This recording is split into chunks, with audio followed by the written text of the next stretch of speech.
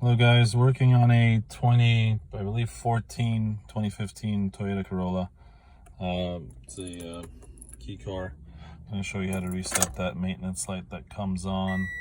We're going to be using this trip button, right? This display button, which really toggles all that info up there.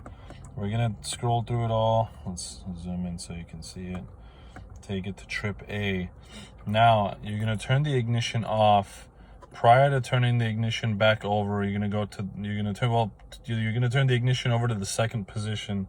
So you're not gonna turn the car on. The ignition's gonna be on though, so it's position 2.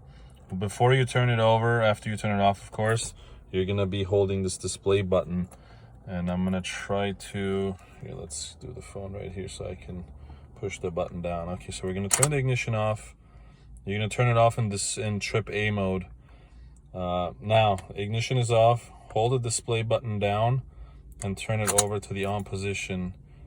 Then you see those buttons kind of flashing like that, and the light flashes and it goes away. Let it go. You don't have to turn it off. You can just turn it back on, and then the maintenance light is no longer showing anywhere. You're good to go. Thank you for watching, guys.